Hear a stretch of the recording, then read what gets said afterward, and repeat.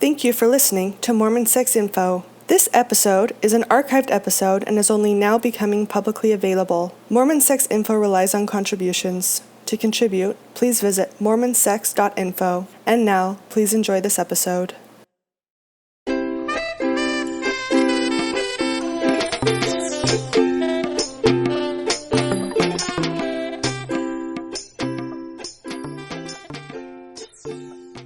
Thank you for listening to the Mormon Sex Info podcast. Natasha was recently a guest on Braxton Dutson's Birds and Bees podcast. In this episode, Natasha joins Braxton to discuss how parents can support their children in building values around masturbation while also avoiding shaming them. Please enjoy the episode.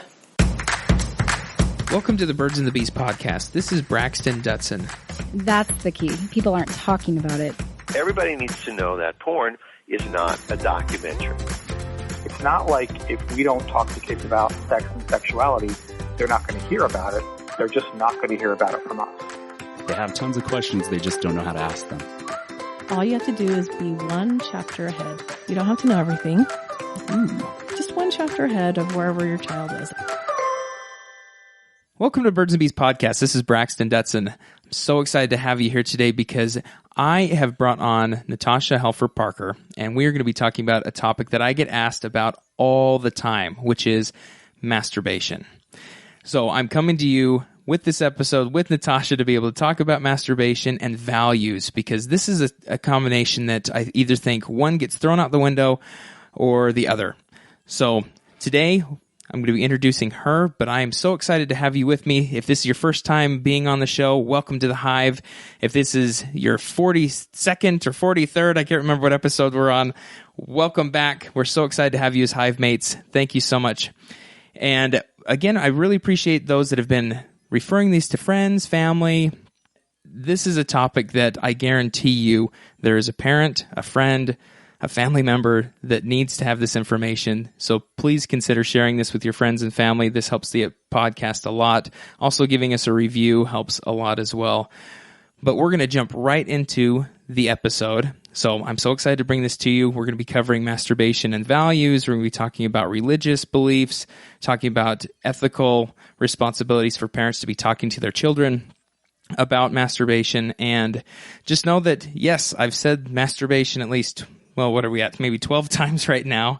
And it is going to continue to be a conversation that we have in this. So with that being said, if you're not comfortable with this, having young ears around, please listen to this in the privacy of with you and your partner, or in a place that you feel more comfortable. But without further ado, let's get on to the episode.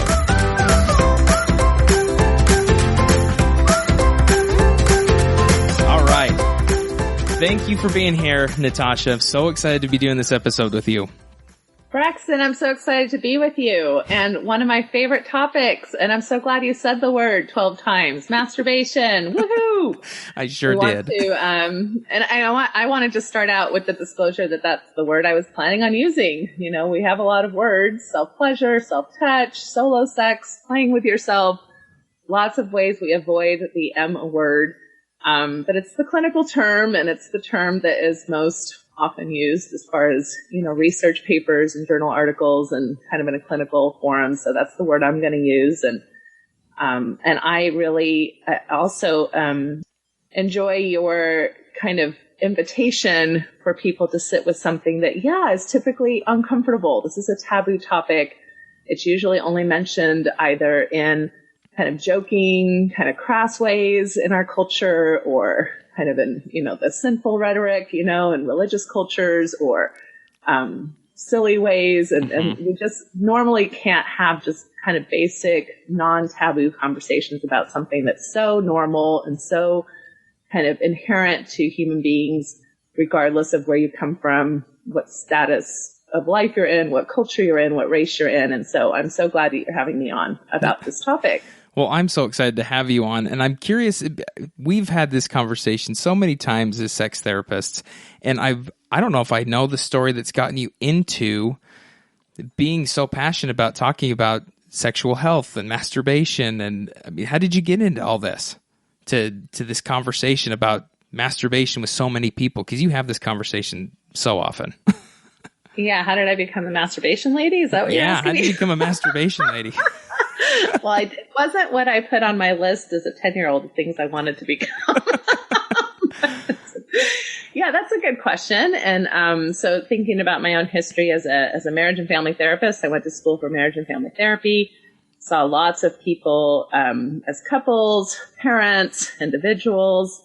And so, the topic of sex came up, and I happened to work amongst a religious kind of clientele for the most part, for most of my career, not all of my career, but for most of my career. And so, in my particular tradition, my faith tradition, masturbation is something that a lot of people have questions about whether or not it falls within their value systems, et cetera. And so I would see a lot of shame coming in through the door, self shame or partner shame, or a lot of parents really concerned as far as how to talk to their kids about it. And so I started really kind of looking into it myself. And this wasn't just around masturbation. This was a lot of sexual issues in general.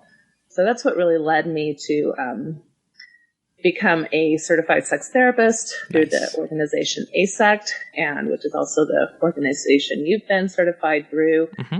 And I had to challenge a lot of my own biases, a lot of my own, values, because it's fine to have our values, and everybody has the right to their own values, but values are kind of independent, personal things. They don't necessarily show up in clinical studies in the sense of if you have this value, then this can prove this or that. And in fact, where values do show up, it actually shows a bit of a risk for those coming from conservative religious backgrounds. And I'll talk a little bit more about that going forward. But that was what got me going. It kind of, I think as therapists, a lot of times we want to be blank slates. We don't want to say a lot about our own personal ideas or beliefs, because then we might turn off certain people, or, certain people may not be comfortable with us, or we don't want to project our own views onto people who come to see us. Mm-hmm. But I think I just got to the point where I had seen way too many teenagers in particular who were coming in very depressed, very anxious, to the point that they were truly self-harming. And what I mean by self-harm is, cutting themselves or pulling out their hair, or, things that really cause physical harm to their bodies. And much of that was due to this unresolved shame around something that they felt they were either quote unquote addicted to, or that they couldn't control, because like we know, our sexual drives are somewhat cyclical, right? So whether you're kind of quote unquote horny once a week or once a month or every few days or even once a day, that's a cyclical drive that most teenagers, most adolescents are starting to deal with at a very vulnerable age. And so I started advocating in my own faith community, saying, hey, we've got to change some of this rhetoric. We've got to change some of our ideas around how we're talking about masturbation, because we've got these really great kids who are actually very cognizant about their sexual values, who are typically very sexually inexperienced as far as partnered sex, and yet are feeling very, very guilty and almost, self-shaming to the point that they're really becoming sick in the sense of mental disorders of clinical depression and anxiety. Yeah, and then, like you said, physically hurting themselves and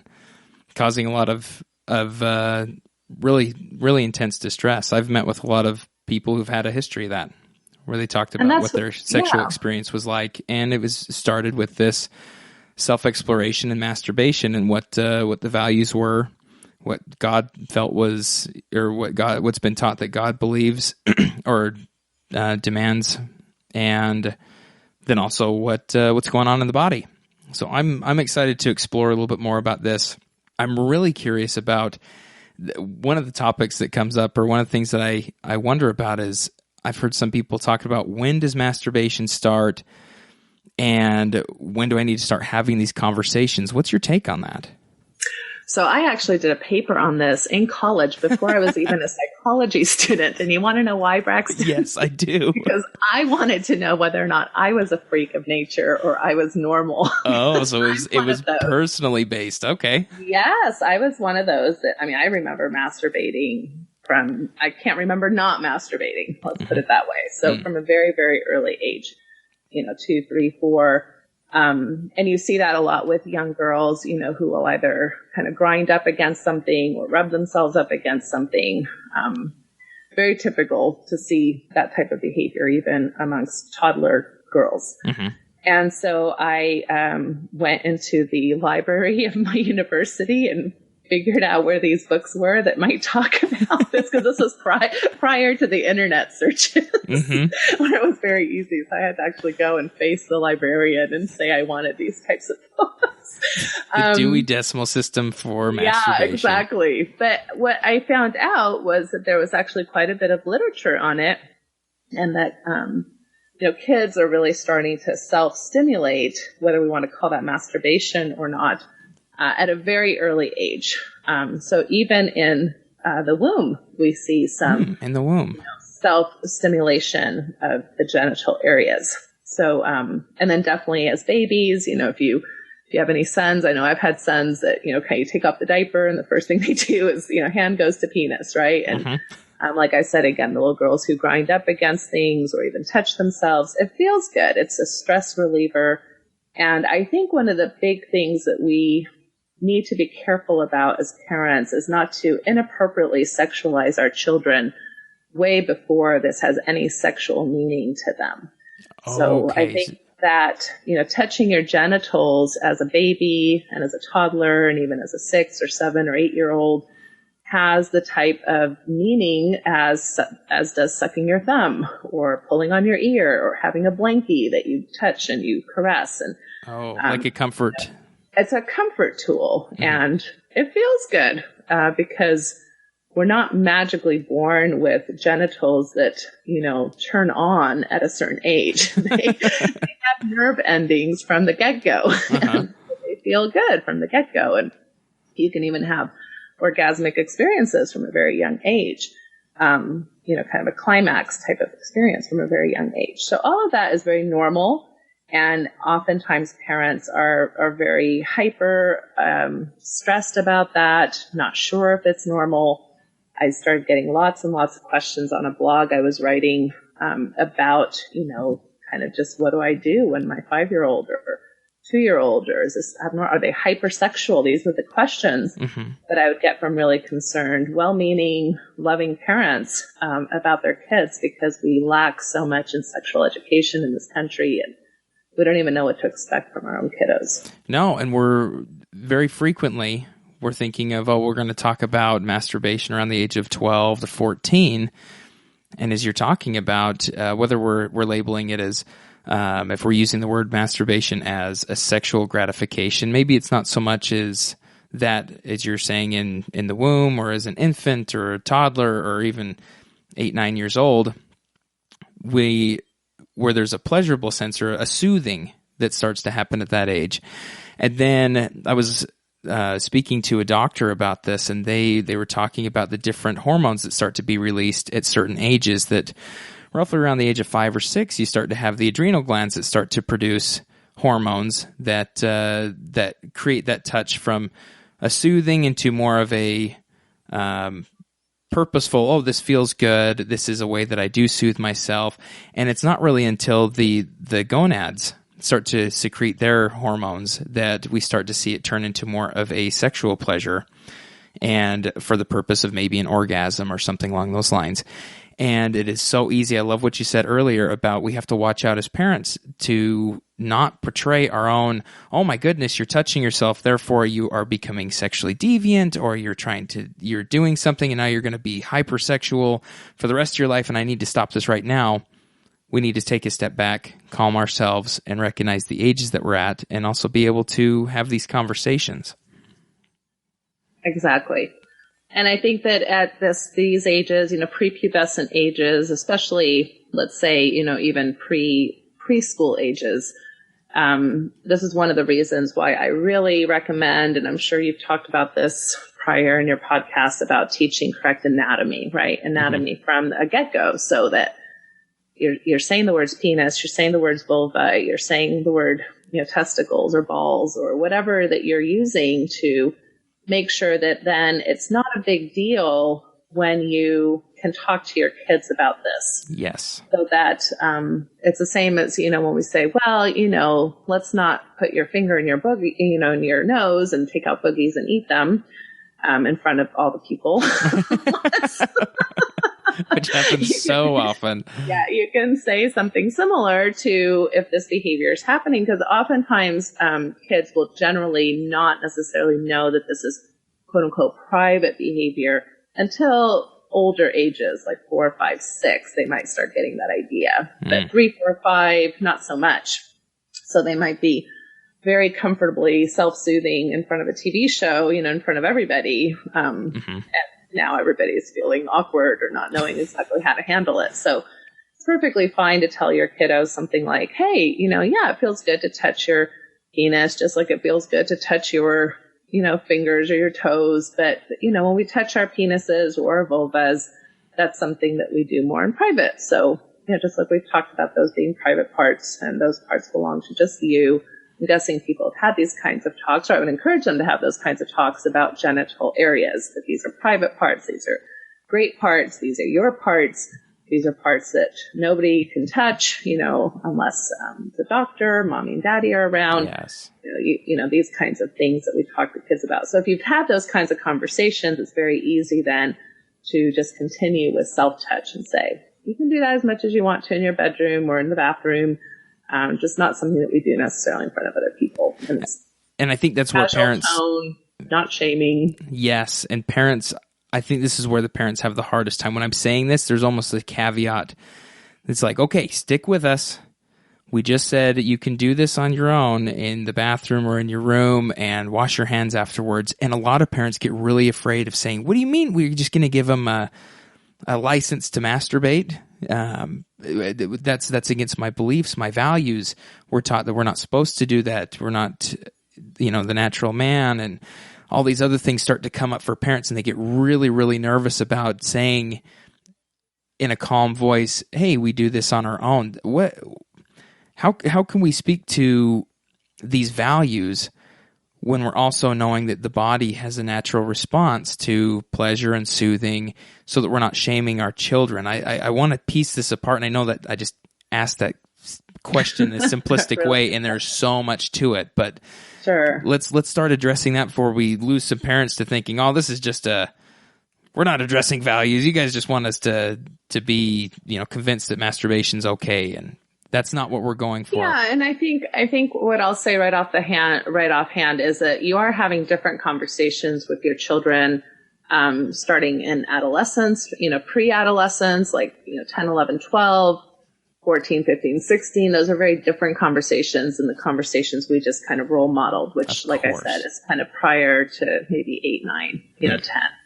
So, so that's one thing. And again, I think that prior to pre-adolescence, most of this isn't necessarily sexualized. It might be romanticized a little bit. Like I said, when I was a little girl, I remember, thinking about Cinderella and the prince, and, I might see them kissing, and I remember seeing my parents kissing, and I remember this feeling of, wow, what it must be like to be in love.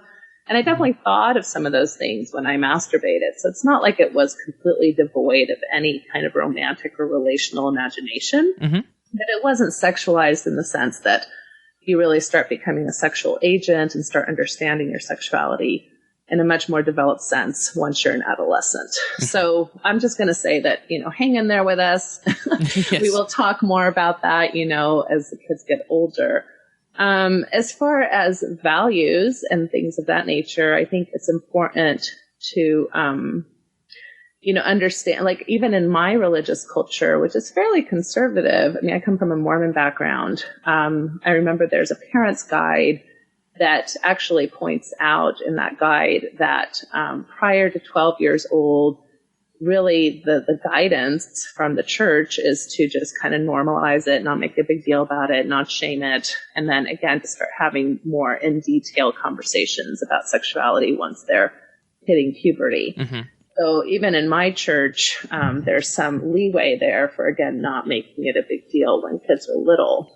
Yeah. And so I'm guessing, if you come from different cultures or religions, this might be something you could talk to your clergy people about, or, kind of don't make assumptions about that just because you were taught something in regards to your sexuality, through your family system, that's necessarily going to be how all Catholics or all Jews or all Mormons or all Christians think about this particular topic. There's usually some room, even in very conservative cultures, to take sex positive approaches and not, start a very, unfortunately, young shaming cycle, which, we'll talk about this again a little bit later as far as the risks that I'm concerned about, but you can turn the problem into a much bigger problem by giving it way too much energy. Very much so. Power, instead of just kind of casually like, yep, that feels good, no big deal, move on.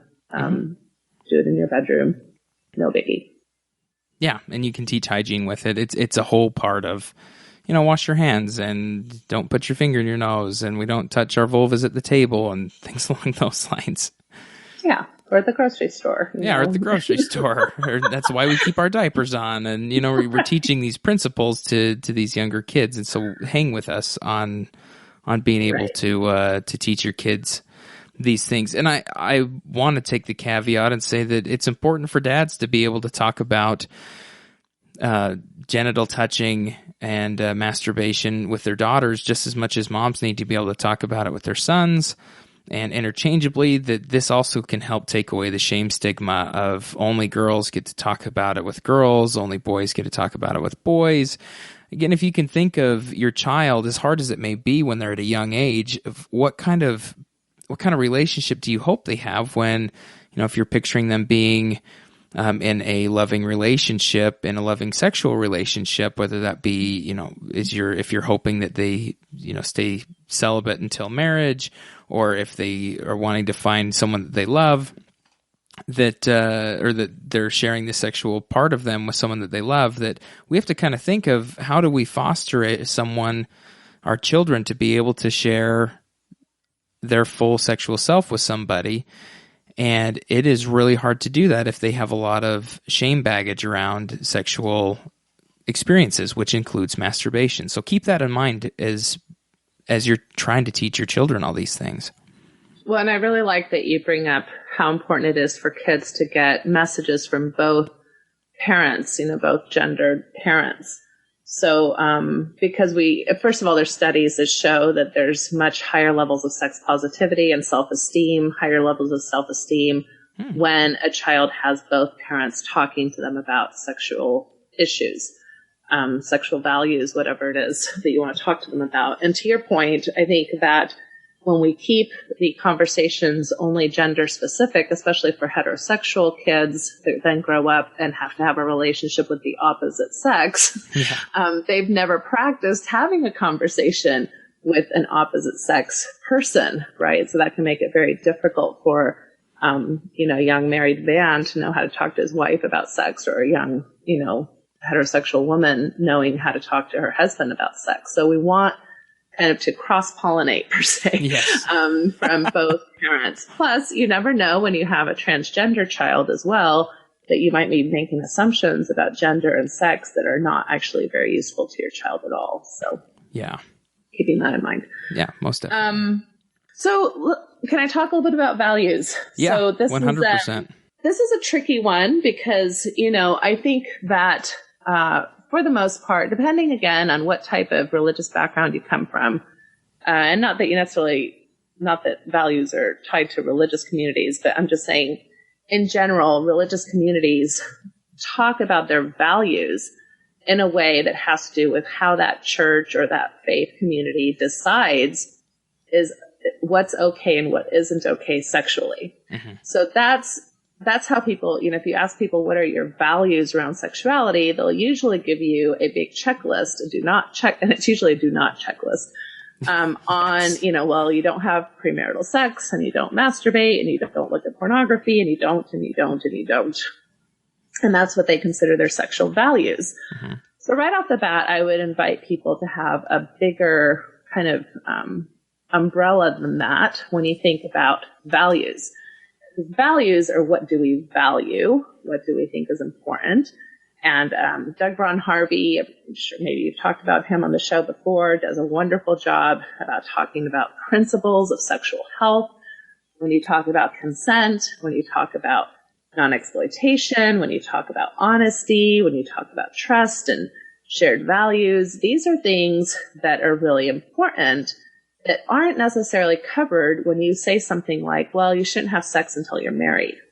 Yeah. Or you shouldn't touch yourself because that's not marital sex. But if that's all you talk about, you really haven't talked about values. You've talked about to-do lists. Mm-hmm. So I really invite parents to think about sexual values as a much grander thing than just a to-do or not to-do list. The other thing that I think we just all have to face, and I can't think of any religion, including my own, that hasn't been affected by this. But as far as I know, most of us in religious communities have been led by people, mm-hmm. people who do really good things and yet make mistakes. And I don't know really any clergy or any priests or bishops or any type of religious leader in any kind of religious community that probably wouldn't have to admit that their religion has made mistakes on things. Mm-hmm. And that even if you went back to basic Christianity throughout the Puritan era, like when it was okay to burn witches and when it was okay to, do a lot of things that we would not think is okay today, that the checklists around sexuality have changed over time. Mm-hmm. And that happens in all religious communities. So I would just really invite parents to be critical thinkers when it comes to looking at how does my religious community, how does my faith community think about sex, and where is there possible bias there? Because we do have a lot of history that comes even way before the Puritans that has affected, in particular, Christianity. So you have, lots of Catholic priests and lots of even kind of very early scientists talking about self-pollution, self-abuse, self-belief, self-abuse. Vices. There were so many things that masturbation was blamed for that people really thought was true. And I think now we would just think it's silly, right? But mm-hmm. Masturbation was blamed for insanity. It was blamed for blindness. It was blamed for acne. It was blamed for impotence. This idea that it would diminuate your powers, like your athletic powers or your intelligence powers. It was blamed for a lot of mental health disorders. So, and these were things that were touted by people in authority, people mm-hmm. who were clergy people or doctors or scientists of the time. And it wasn't until about, at least in this, in our era, about 1897, that a man by last name Ellis, he was one of the first ones, at least in this kind of era of in our generation. Time frame, yeah, that normalized masturbation. But that's before Freud, and Freud did not normalize masturbation. He very much pathologized it. Very much so. And it was even in the DSM. I think it was the last time masturbation was in the Diagnostic Statistic Manual was in the DSM-2, mm-hmm. which means that they were diagnosing with issues around masturbation until 1968. And the American Medical Association finally normalized it as normal human behavior, and only in 1972. Oh, wow. So that's just recent. Yeah, so that's fairly recent. So the reason I think it's important for people to understand this is there's, religions don't happen in vacuums. Religions happen within cultural trends and, the times, and they tend to be kind of on the side of sexual conservatism. Mm-hmm. And therefore, I think that unfortunately, masturbation has gotten a very bad rap in a lot of our religious cultures for not really a lot of great reasons, because the research doesn't really back up a lot of the worries that we maybe have around how masturbation could be a hindrance, especially to, I think for most people in religious communities, what they really want is they want good marital sex. They want mm-hmm. healthy, good marital sex. They want their kids to not, quote unquote, either ruin themselves or damage themselves or have experiences that they would regret or worry about, that they really want their kids to have a wonderful, engaging, satisfying marital sexual life. And so one of the things I invite parents to think about is a lot of things that we worry about are just not really shown in research around masturbation. Mm-hmm. And secondly, if we do a lot of shaming around normal sexuality, we unfortunately actually get in the way of exactly what it is that we want the most for our kids. And I just think that this is kind of an unnecessary tragedy. Yeah, so this is helping trying to get our kids into having that sexual experience that we want them to have as adults, and really working so hard to try and get them what we want them to have that we end up causing more harm than good. Right. And now we know this through a lot of really interesting research that just has been recently coming out, which, really backs up a lot of my anecdotal experience, right? So that's my lived experience with clients. The number one researcher that comes to mind, although there's several of them now, is Joshua Grubbs.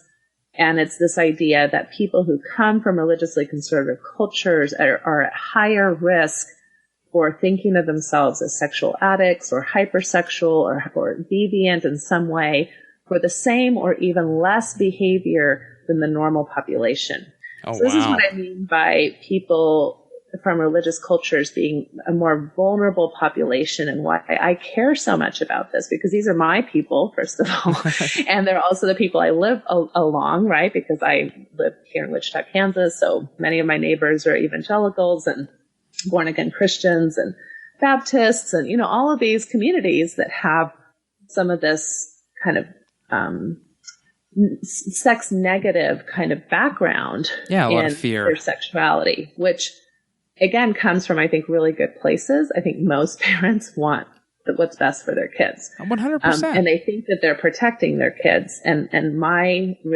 sadness about it is that I see us actually harming our kids more and putting them at higher risk for shame-induced anxiety and depression, and actually not being prepared for healthy adult sexuality when we are so rigid in our ways of constructing masturbation when they're young. Yeah, I think the thing that I see the most in trying to protect kids is they either don't talk about it, or two, they talk about it in the negative way, that there's no type of understanding of why a child may be masturbating or anything like that. It's just don't. They may say it is kind of an inside joke because they're uncomfortable, like, oh, you'll grow hair on your hands or you'll go blind or something, kind of as a joke, but the child doesn't know this and there's never a follow-up. And then maybe in certain religious aspects, there's interviews or there's follow-ups on how well you're doing to try and not masturbate, things along those lines, and there's not much taught about it, so a child figures it out on their own or is doing this, and then they're told it's wrong, and then they have a hard time, quote-unquote, stopping, and so then they revert to some really severe actions towards, like you were saying earlier, self-mutilation, consequencing themselves, and parents aren't even aware that this is happening because we're also inadvertently teaching them you can't talk about this because parents aren't talking about it. Right, exactly. So I think that parents, obviously most of us don't like to think about our kids as sexual beings. Most kids don't like to think of parents as sexual beings, right? So that's a pretty normal, normal thing, which is good because that keeps, issues. Yeah, it keeps boundaries. Yes, it's a very good boundary.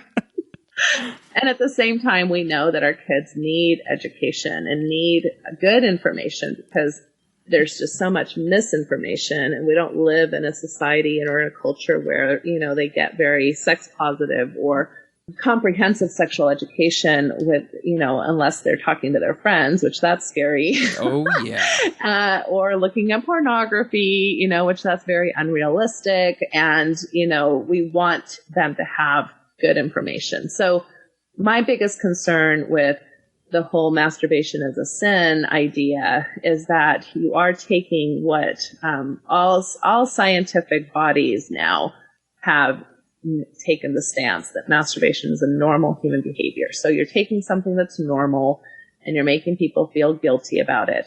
And then they start a repetitive cycle of failing at stopping something, or maybe they do actually stop themselves from doing something. Some people don't masturbate, but then they become somewhat sexually repressed. And again, that's not very easy to turn back on when you're finally ready to be sexual. Or even, you have a lot of the kids who kind of roll their eyes at us and don't pay much attention to what we think because they think we're stupid. And those kids, to your point, just get it very clear in their heads that mom and dad are just really not going to be the people that I can go and talk to about this. Like, they don't know what they're talking about. They're super rigid about it.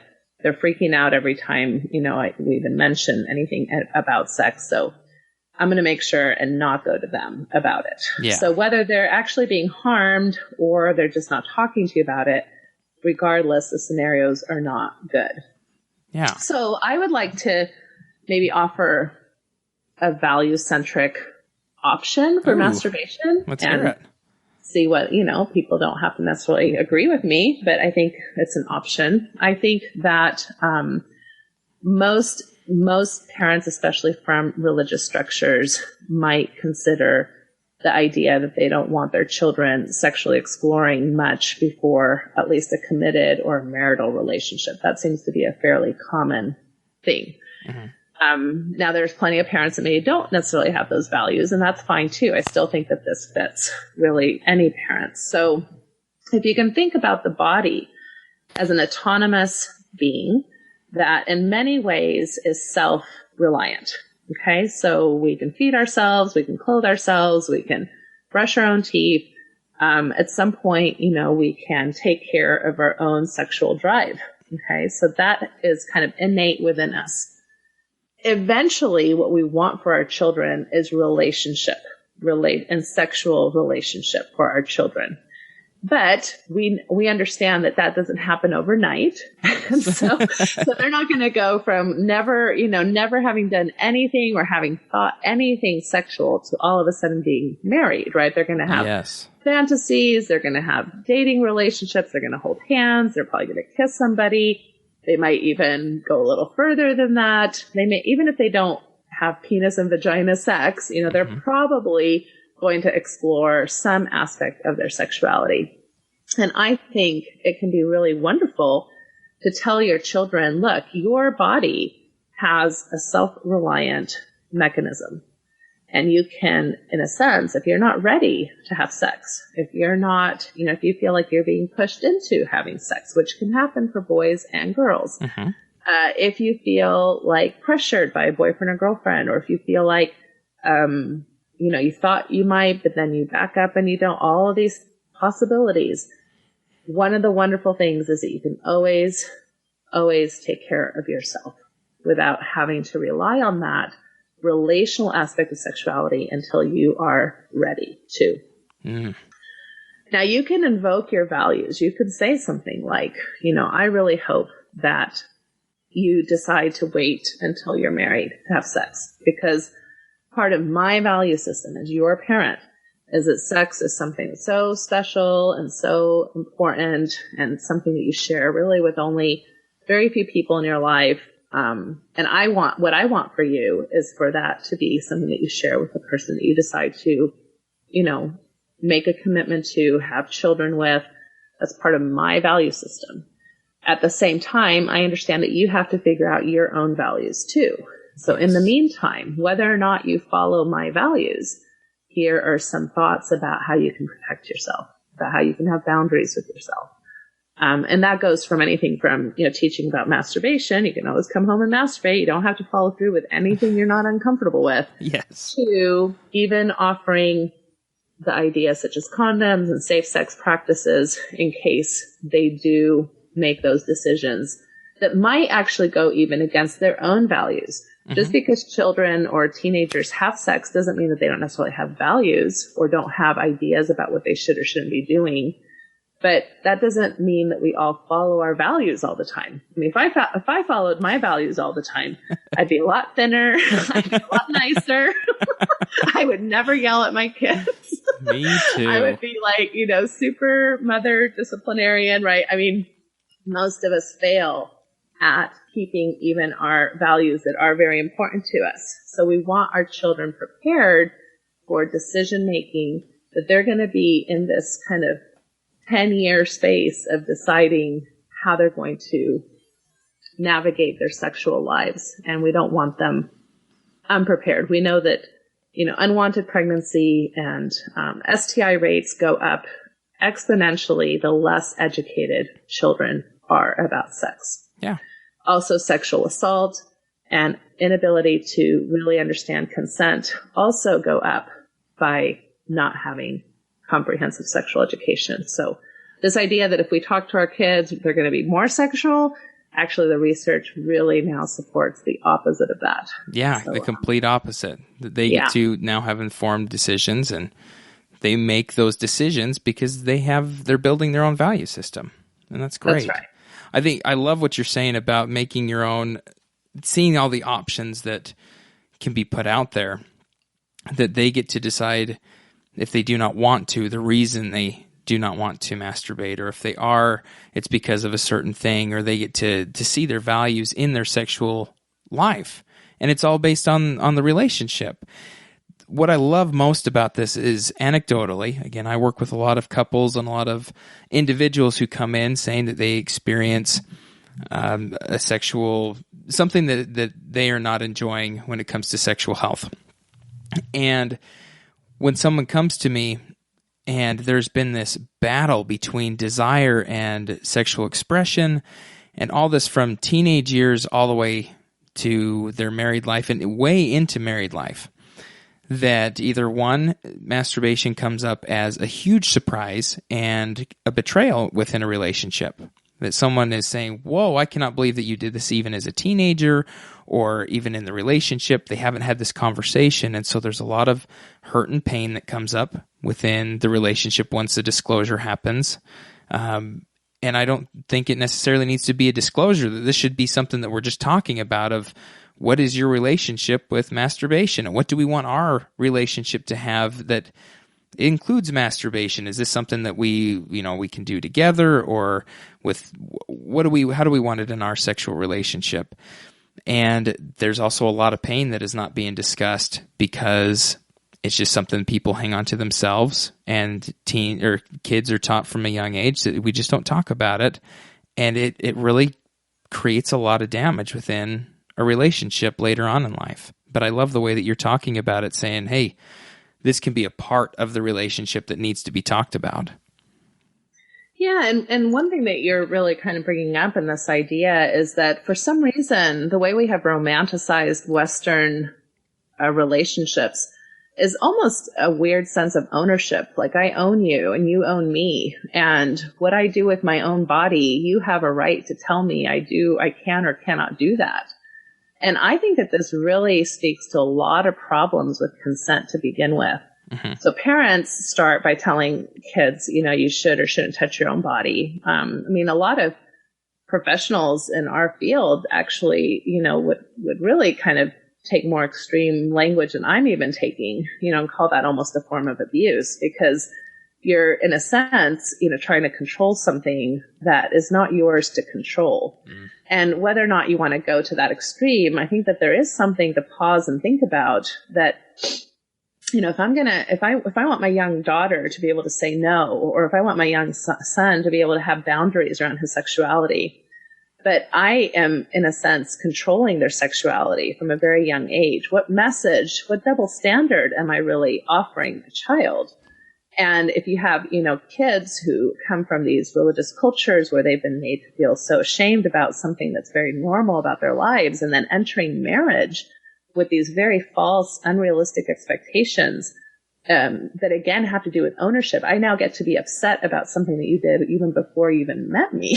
Yeah. Or I get to be upset or dictate how you're going to manage your sexuality for the rest of your life, even though I may not have the same libido as you, even though I may not have the same sexual tastes and preferences as you, even though I may not always, be ready to go like you are, So masturbation can actually be a very helpful tool for marital relationships, in helping them manage the many differences that happen in adult sexuality when you're in a monogamous relationship and you're kind of, stuck is probably not the right word, but you're kind of stuck with one another, right? Like, you're the one I decided I would have sex with, and you know, you're the one that's kind of there for that purpose. And so, but we don't match in all those ways. And if now you're going to be upset with me because I decided to, you know, touch my own body a certain way, you can really start getting into this weird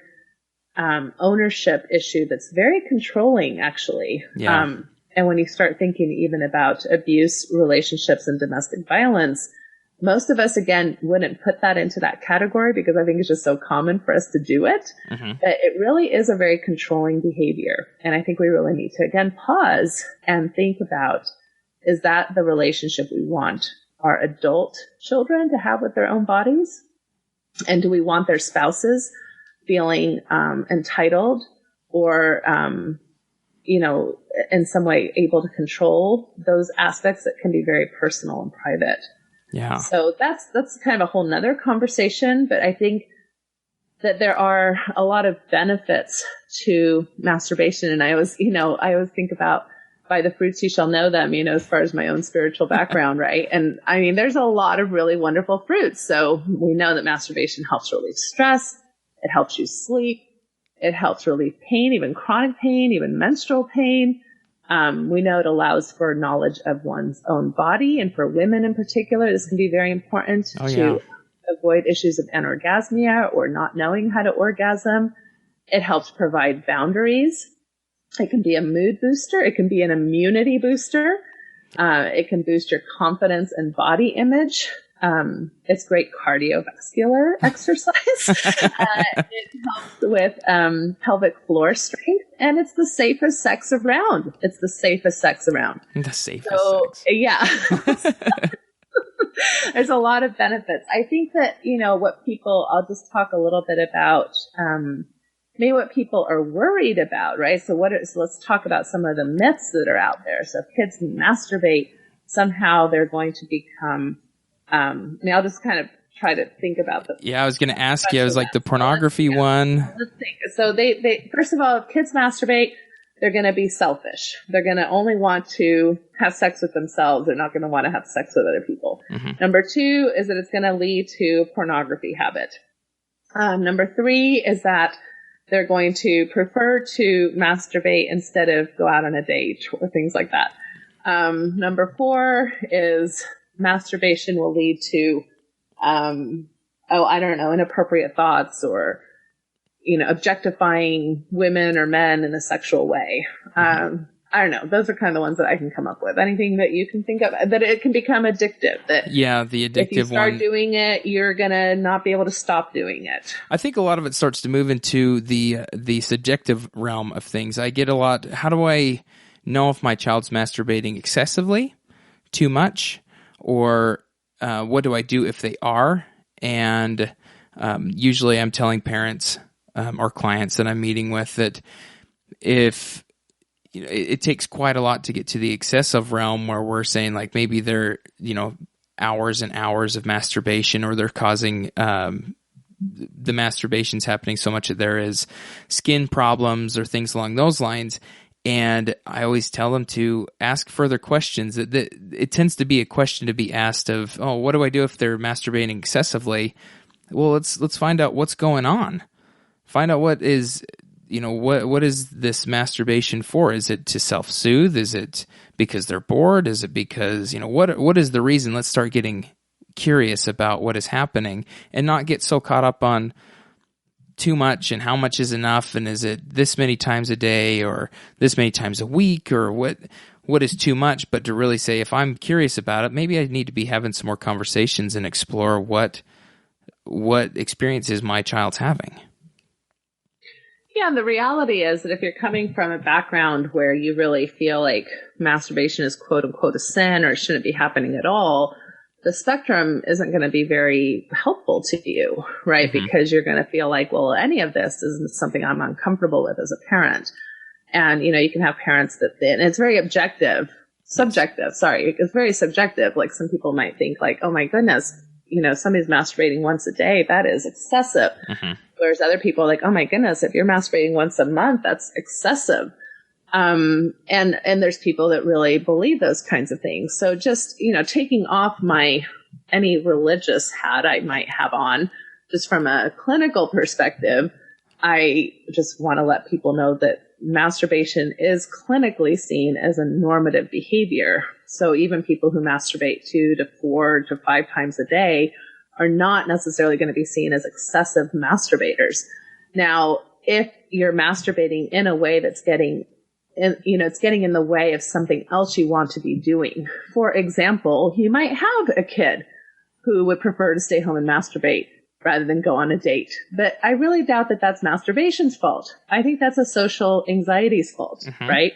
Yeah. Totally. Or you might have a kid who is soothing through masturbation, but when you start really talking to that kid more, it's not just through masturbation or the masturbation's the problem. Maybe this kid is depressed, and that's one of the many ways that they're dealing with masturbation. And it's actually probably a healthier way that they would deal with depression. But again, if they're in their room, it's kind of like it's getting in the way of their lifestyle, their goals, their ways of living life, their dating. My concern with how the criteria is set up currently, and I bring this up every time I'm at a conference, and Braxton, because this is when you want to get away from me, is that the criteria is, does it cause distress? That's one of the criteria. And my concern with that language is that, again, specifically for religiously conservative people, you will have behavior that's much less than the normal population, and it's still causing a huge amount of distress. Yes. Because, again, the expectation is zero tolerance. Shouldn't be happening at all, which, again, is for most people an unrealistic expectation. For most teenagers, that's not realistic. So these kids are, quote unquote, failing. And so the distress is high, and the narrative, the story they're telling themselves about this is very distressing, because the story is, I can't control myself. I can't stop. I must be addicted. I must be out of control. My sins come back to get me. Yeah. Satan's tempting me. There's an evil spirit. There's something wrong and dirty about me. I'm perverse.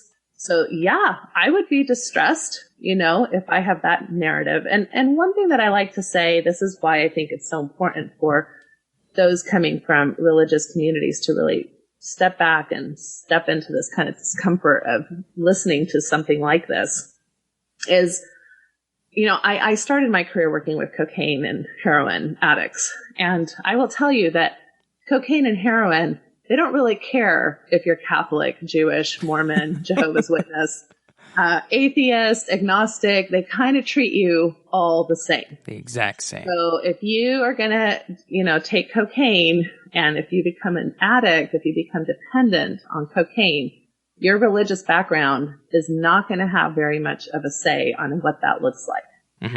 However, with things that have to do with sexuality, we have huge differences, so that kids who are masturbating even, several times a day, even watching pornography, which this isn't really about pornography, but maybe their values are not really too high on whether or not they should watch pornography. They don't really care. So if their religious values don't make a big deal about those things, or they don't have religious values around those issues, and they do them, they still have good dating experiences. They still have good marital relationships. They still have good grades. They still can do athletics correctly. There's not like this, evidence that kids who are looking at porn and masturbating are somehow having a horrific life experience. And yet so many of our religious kids are having high levels of distress for these same behaviors. And so that's something that we need to look at from an ethical, responsible, critical thinking perspective as both clergy and parents when it comes to how we think about our values and how we're imposing them on our children and what types of effects they're having long-term into their long-term marriages and sex lives. Yeah, I completely agree with you. And when it comes to what you're saying, I think this ties right into,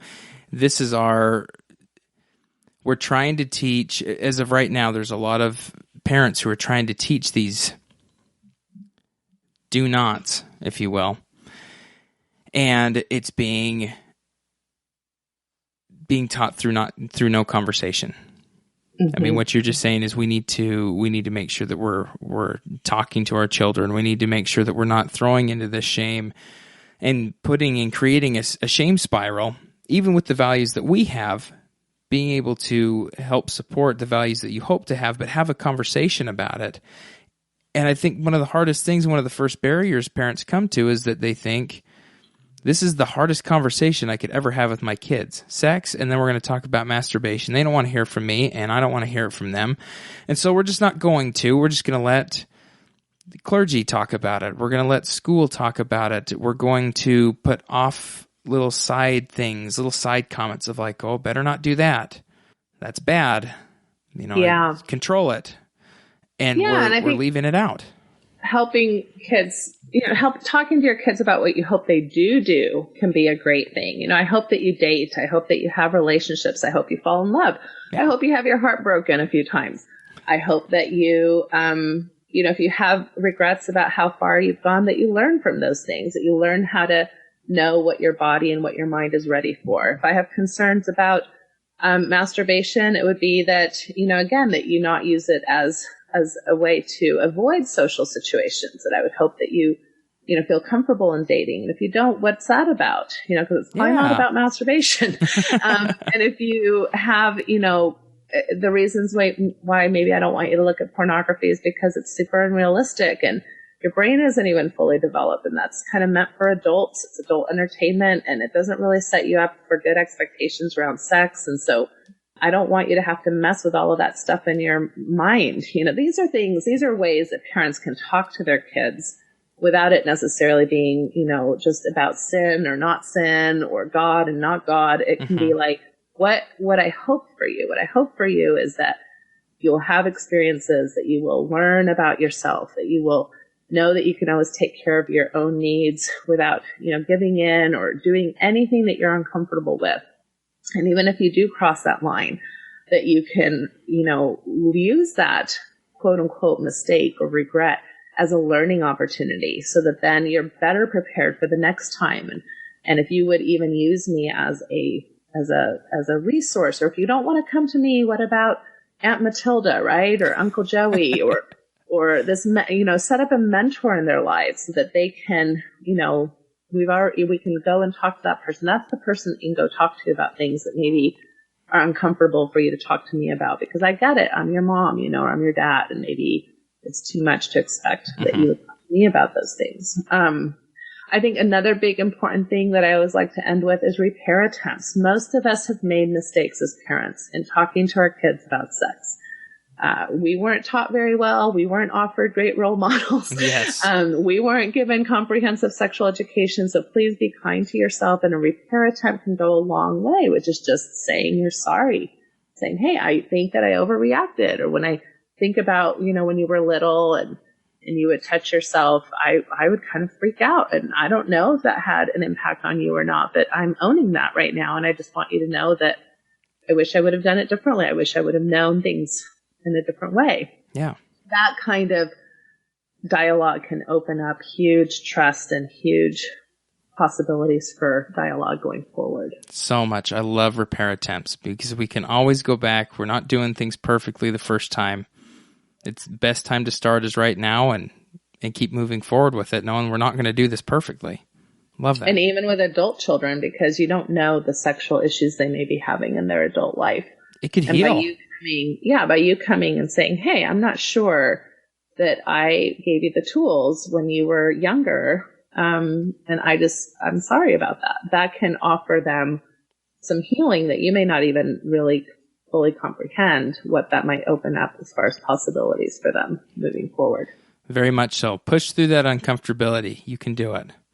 Yeah. I was going to say he essentially answered the last question that I normally ask anyways. Like, well, if you could leave someone with, leave these parents with something.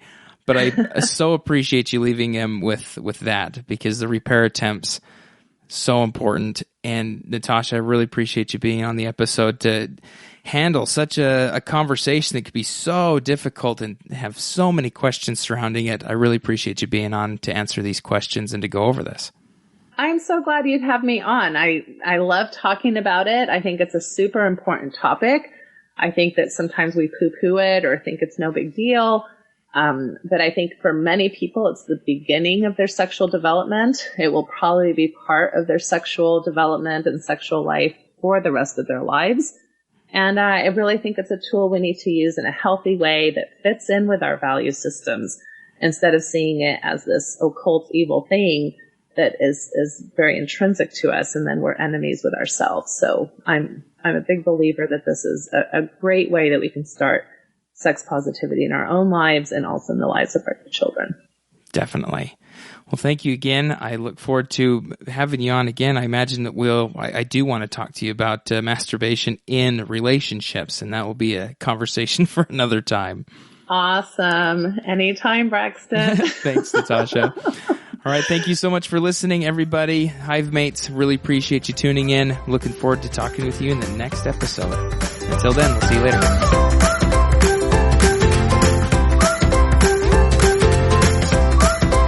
This has been another episode of the Birds and Bees podcast. Thank you for tuning in. If you have any questions about the show, comments, or questions you would like addressed in another episode, please give us a call at 385-449-1818. Leave your voicemail and your question, or you can also email us at birdsandbeespodcast@gmail.com or visit us online at birdsandbeespodcast.com.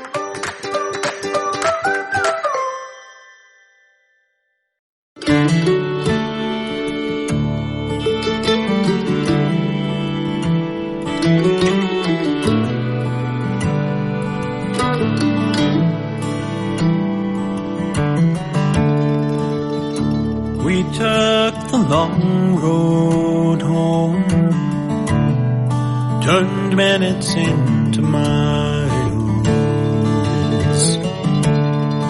and as the evening traveled on, the sunset bathed your smile. We stopped beneath the desert stars, wrapped in each other's arms. Was as simple as I love you, an ordinary, extraordinary truth.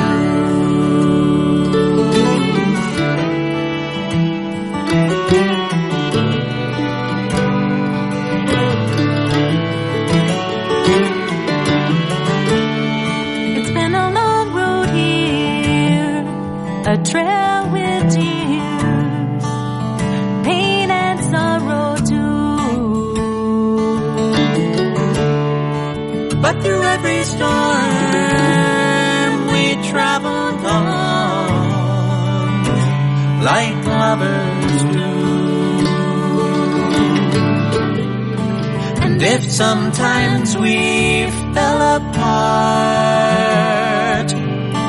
we always came back home. Was as simple as I love you, an ordinary, extraordinary truth.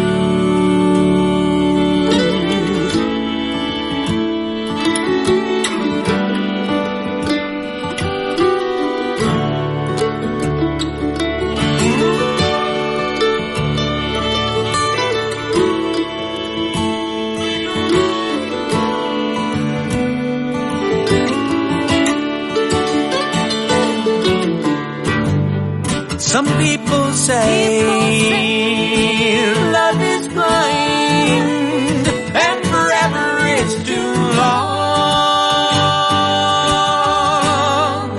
But I see your eyes in every sunrise. Can't imagine life alone.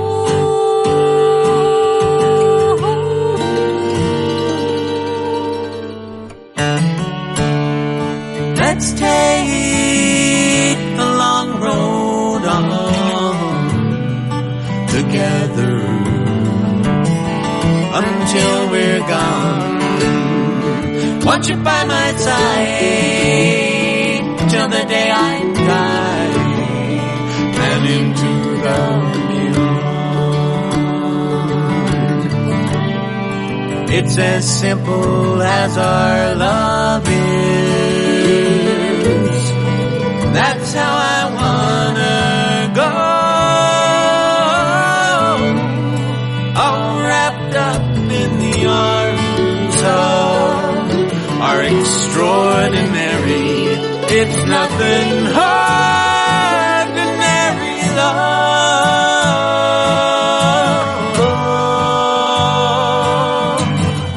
Ordinary. No, it's extraordinary.